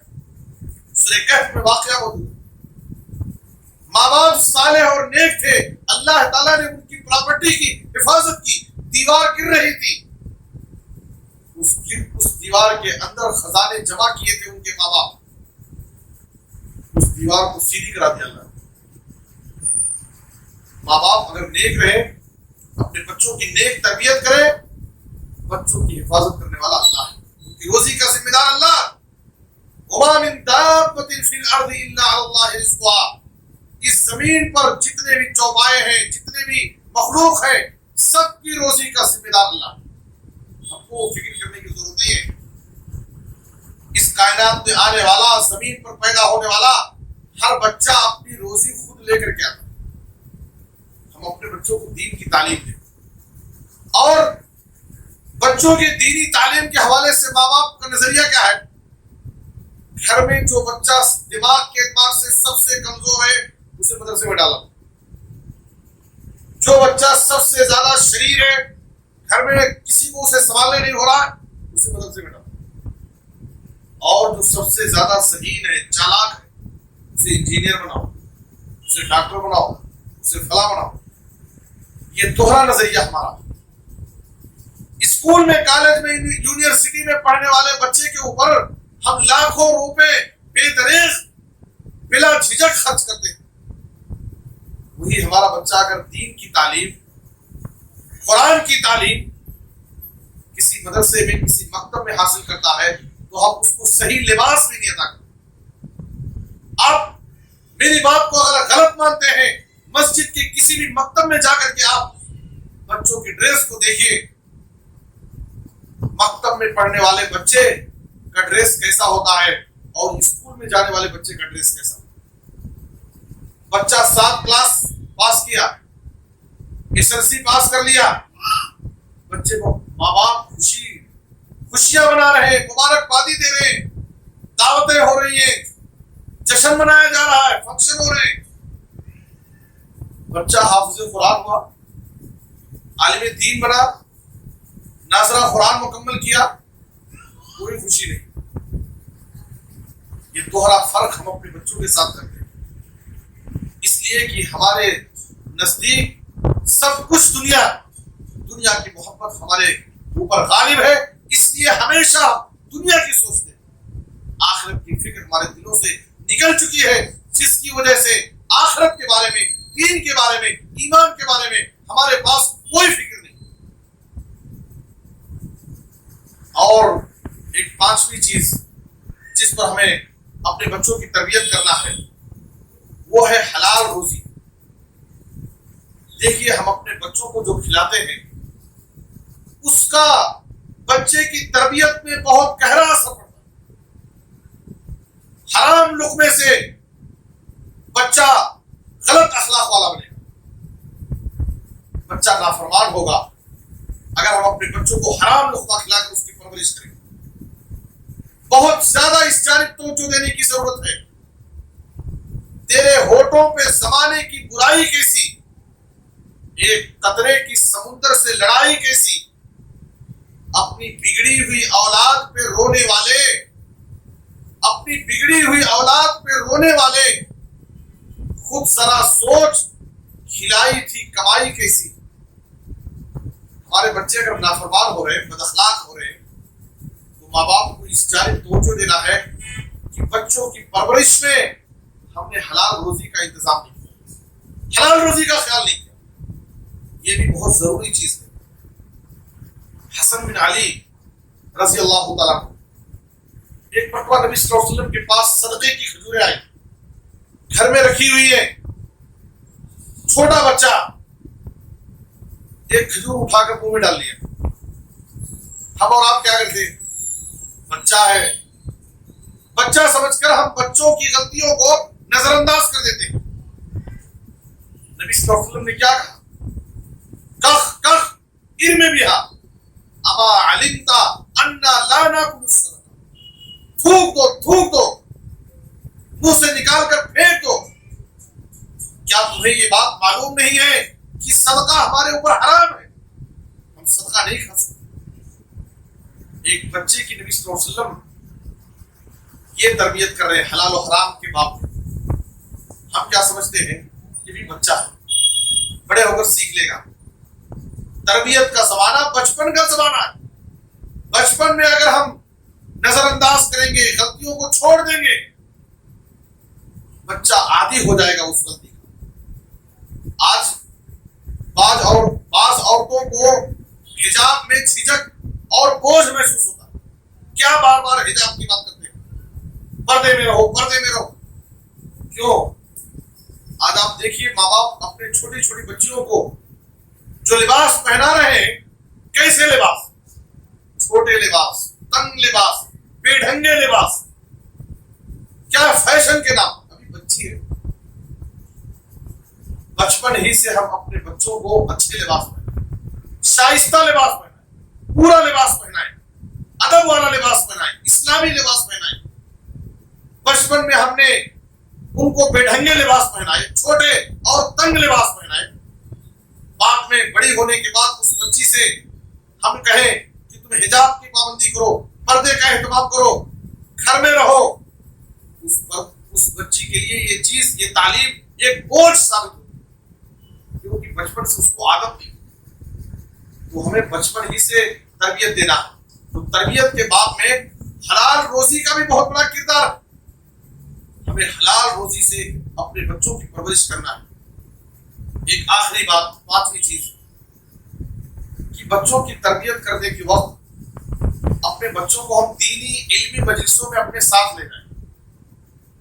دینی مجلسوں میں دین کی باتیں ہم سنیں، اپنے بچوں کو بھی سنانے کا موقع دیں، اپنے بچوں کو بھی سننے کا موقع دیں۔ لیکن نبی صلی اللہ علیہ وسلم کی مجلسوں میں بڑے بڑے صحابہ، لوگ کیا کہتے ہیں، بڑوں کی موجودگی میں چھوٹے بچے کہاں سے، کیا ضرورت ہے؟ آج کے بچے ہیں، کل وہ معمار قوم بننے والے ہیں۔ یہاں تک کہ شیخ ابن عثیمین رحمۃ اللہ علیہ کا فتویٰ ہے، بڑے بڑے علماء کا فتویٰ ہے، جو لوگ مسجدوں سے بچوں کو بھگاتے ہیں، ان کو نفرت دلاتے ہیں، صفوں سے کھینچ کر پیچھے کر دیتے ہیں، یہ ان کے حق سے ان کو محروم کرنا ہے۔ ہرگز ایسا نہیں کرنا چاہیے۔ اب مسجد والے شکوہ شکایت کرتے ہیں کہ مسجدوں میں صرف وہی بڈھے نظر آتے، نوجوان نظر نہیں آتے۔ جب وہ بچے تھے اور مسجدوں میں ان کی بھیڑ نظر آتی تھی تو ہم ان بچوں کو مسجدوں سے بھگاتے تھے۔ وہی بچے جب بڑے ہوئے، نوجوان ہوئے، جب ہم نے ان کو بچپن میں محبت سے ان کو اپنے قریب نہیں بلایا، ان کو نماز کا طریقہ نہیں سکھایا، یہی بچے جب جوان ہوئے تو مسجدوں سے دور ہو گئے۔ بچپن سے ہم ان کو مسجدوں سے جوڑیں، ان کو اپنے سے قریب کریں اور ان کو نفرت نہ دلائیں تو دینی مجلسوں میں ان کو اپنے ساتھ ہم لے جائیں، بڑے بڑے صحابہ کے ساتھ۔ میں دو حدیث بیان کر کے اپنی بات ختم کر دیتا ہوں۔ ایک مرتبہ نبی صلی اللہ علیہ وسلم کے ساتھ بڑے بڑے صحابہ بیٹھے تھے۔ نبی صلی اللہ علیہ وسلم نے ایک اعلان کیا، ایک سوال پوچھا، بتاؤ، سے بخاری کی حدیث ہے، ان من الشجرۃ شجرۃ لا يسقط ورقها، درختوں میں ایک درخت ایسا ہے جس کے پتے کبھی نہیں جھڑتے، اور اس کی مثال مسلمان کی مثال ہے۔ جیسے وہ درخت، اس درخت کا ایک ایک حصہ ہمیشہ فائدے مند رہتا ہے، تو ایک مسلمان کو بھی ہمیشہ جہاں بھی رہے وہ اپنی ذات سے لوگوں کو فائدہ پہنچائے۔ نبی صلی اللہ علیہ وسلم نے کہا، اے صحابہ بتاؤ کہ وہ درخت کون سا درخت؟ صحابہ کہتے ہیں فوقع الناس فی الشجر البوادی۔ اس سوال کے بعد سارے صحابہ اپنا ذہن جنگلوں میں، باغوں میں درختوں کے بارے میں دوڑا رہے ہیں کہ کون سا درخت ہو سکتا ہے۔ عبداللہ بن عمر رضی اللہ عنہ جو ابھی بچے تھے، مجلس میں بیٹھے تھے، کہتے ہیں کہ اس سوال کے بعد فوراً میرے دماغ میں اس کا جواب آیا کہ وہ فلاں درخت ہے، لیکن میں دیکھ رہا ہوں کہ بڑے بڑے بزرگ صحابہ بیٹھے ہیں، کوئی جواب نہیں دے رہے، اس لیے میں شرم سے میں بھی خاموش رہ گیا۔ صحابہ کرام نے پوچھا، اللہ کے رسول آپ ہی بتائیے وہ درخت کون سا ہے؟ نبی صلی اللہ علیہ وسلم نے کہا ہی النخلہ، یہ کھجور کا درخت۔ جواب ختم ہو گیا، مجلس ختم ہو گئی۔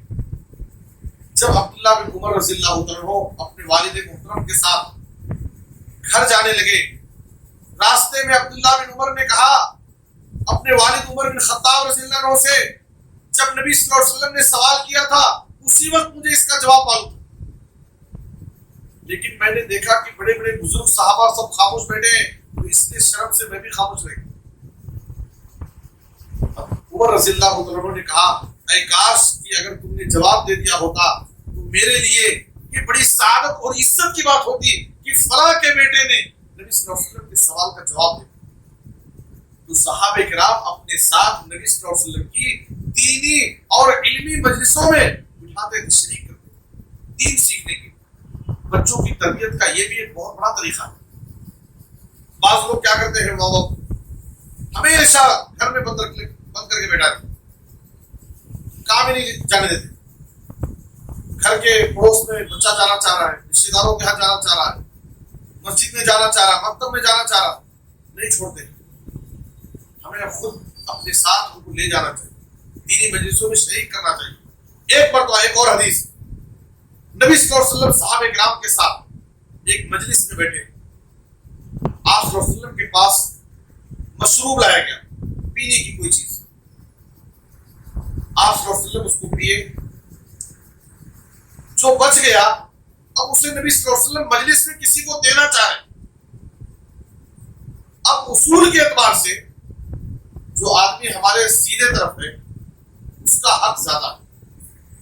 اگر ہم کوئی چیز تقسیم کرنا چاہتے ہیں تو تقسیم کرنے والا اپنی طرف سے جو سیدھا ہوتا ہے اس کی طرف سے تقسیم کرے، تقسیم کرنے والا۔ تو نبی صلی اللہ علیہ وسلم دیکھ رہے ہیں، وعن یمینہ غلام وعن یسارہ اشیاخ، آپ کے سیدھے طرف ایک بچہ بیٹھا ہے، بائیں طرف بڑے بڑے بزرگ صحابہ بیٹھے۔ اب نبی صلی اللہ علیہ وسلم کو بچا ہوا مشروب دینا چاہ رہے ہیں، اصول کے اعتبار سے اس بچے کا حق ہے، لیکن چونکہ مجلس میں بائیں طرف بڑے بڑے بزرگ صحابہ میں بیٹھے، ان کا بھی خیال کر رہا ہے، تو نبی صلی اللہ علیہ وسلم کا اخلاق دیکھیں، آپ کا کمال اخلاق. اگر چاہتے تو نبی صلی اللہ علیہ وسلم بچے کو نظر انداز کر کے ان بڑے بزرگ صحابہ کو دے سکتے تھے، لیکن حدیث میں ہے کہ نبی صلی اللہ علیہ وسلم نے اس بچے سے اجازت لی، کہا اتأذن لی ان اوتی ہؤلاء، اے بچے کیا تم مجھے اجازت دو گے کہ میں بچا ہوا یہ مشروب ان بڑے بزرگ صحابہ کو دے دوں. دیکھیے بچہ بھی کتنا دیندار ہوشیار، جس کے ماں باپ نے اس کو کیسی تربیت کی تھی. اس بچے نے جواب دیا لا اوفر بنصیبی منک احدا، اے اللہ کے رسول آج کے دن آپ کی طرف سے آپ کا بچا ہوا مشروب پینے کا جو موقع مجھے مل رہا ہے اللہ کی طرف سے، اس موقع کو میں گوا نہیں سکتا اور اپنے اوپر کسی دوسرے کو ترجیح نہیں دے سکتا. یہ میرا حق ہے، مجھے دیجیے، یہ سعادت مجھے بار بار نہیں ملے گی. فطلہ رسول اللہ صلی اللہ علیہ وسلم فی یدی، نبی صلی اللہ علیہ وسلم گلاس اس بچے کے ہاتھ میں دے. اس واقعے میں جہاں نبی صلی اللہ علیہ وسلم کا کمال اخلاق معلوم ہوتا ہے، وہی اس بات کی بھی دلیل ہے کہ نبی صلی اللہ علیہ وسلم کی مجلسوں میں بڑے بڑے بزرگ صحابہ کے ساتھ چھوٹے چھوٹے بچے بھی شریک ہوتے تھے، دین کی باتیں سیکھتے تھے، تربیت حاصل کرتے تھے، اخلاق اور آداب کی، ایمان کی باتیں سیکھتے تھے. میں نے آپ کے سامنے تربیت کے حوالے سے یہ کچھ ضروری باتیں کہی ہیں.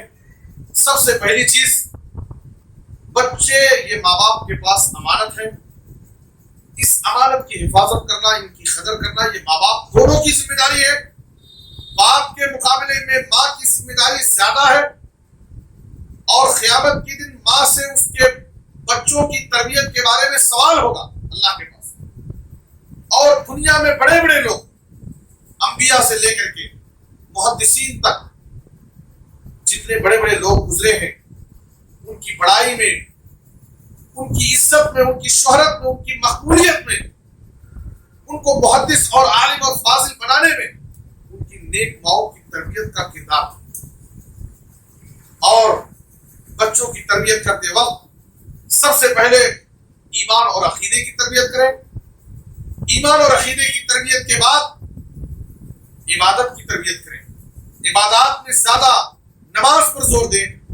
اس کے علاوہ روزہ، صدقات و خیرات، حج و عمرہ اور جو بھی عبادتیں ہیں ہم ان کے بارے میں ان کو بتائیں. اور اخلاق کی تربیت دیں، آداب سکھائیں، اسلامی آداب، اور ان کو دین کی بنیادی باتیں بتائیں، دین کی بنیادی تعلیم دیں. کم سے کم ناظرہ قرآن ان کو سکھائیں، دعائیں سکھائیں، اور سورتیں یاد کرائیں، اور حلال روزی سے ان کی پرورش کریں، حلال روزی سے پرورش. اور ایک آخری بات، بچوں کی تربیت میں ایک بہت بڑی رکاوٹ جو آج کے زمانے میں وہ ہے موبائل فون کا فتنہ. ہر گھر کا یہ مسئلہ، بچہ رو رہا ہے موبائل پکڑا دیے، بچہ کھانا نہیں کھا رہا ہے موبائل دے دیے. وجہ کیا؟ ماں باپ چاہتے ہیں کہ ہمارے بچے موبائل سے دور رہیں اور موبائل کے فتنے میں مبتلا نہ ہو. آج آپ دیکھیے بچے ہر اعتبار سے، اخلاقی اعتبار سے موبائل سے بگڑ رہے ہیں، صحت کے اعتبار سے موبائل سے ان کی صحت متاثر ہو رہی ہے. جو بچے گلی میں، گراؤنڈ میں جا کر کے کھیلتے تھے، آج ان کا پورا وقت موبائل میں گیم کھیلنے میں ضائع ہو رہا ہے. کہاں سے وہ فٹنس ہوگی، ان کی صحت اچھی ہوگی؟ موبائل کے ذریعے طرح طرح کی خرابیاں. ہر ماں باپ فکر مند ہے کہ بچوں کو موبائل سے دور رکھیں، لیکن فکر کرتے ہیں آج یہ چیز زیادہ ہمارے گھروں میں کیوں ہے؟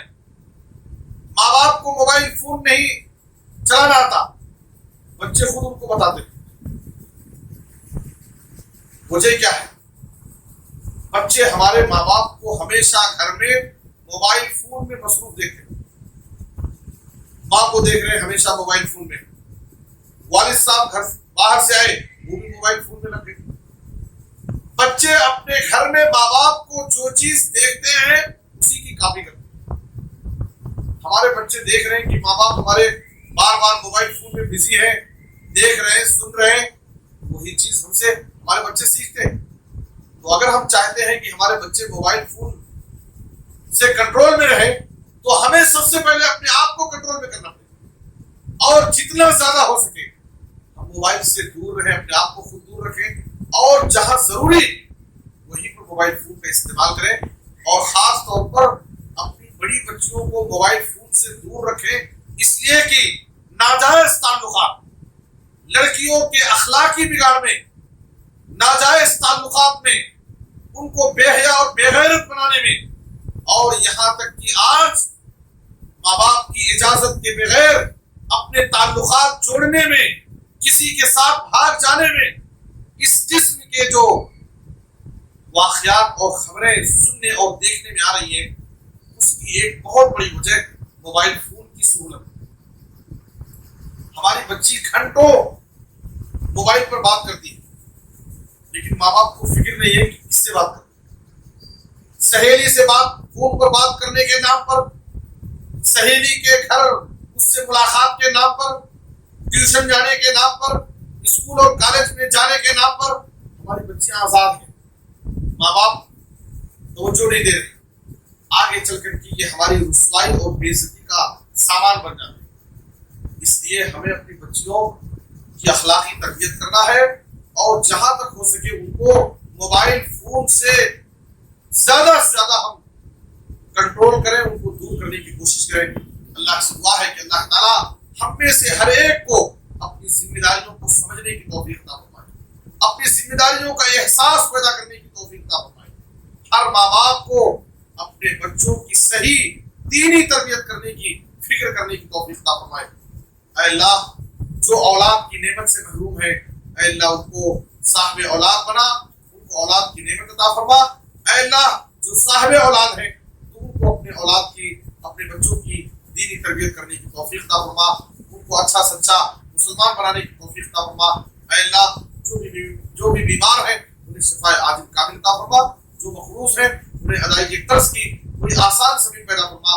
اے اللہ، جس کے جو بھی مسائل ہیں، پریشانیاں ہیں، اے اللہ سب کی پریشانیوں کو دور فرما، سب کے مسائل کو حل فرما، آسان فرما۔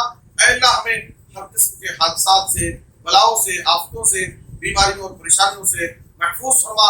کتاب و سنت پر عمل کرنے کی توفیق دے، شر پسندوں کی شرارتوں سے، ظالموں کے ظلم سے، دشمنوں کی دشمنی سے اللہ ہم سب کی حفاظت فرمائے۔ کتاب و سنت پر عمل کرنے کی توفیق دے، خاتمہ ہو تو خاتمہ بالخیر، کلمہ توحید پر وفات دے۔ آمین۔ تقبل یا رب العالمین۔ صلی اللہ علی نبینا محمد و آلہ و صحبہ اجمعین۔ السلام علیکم ورحمۃ اللہ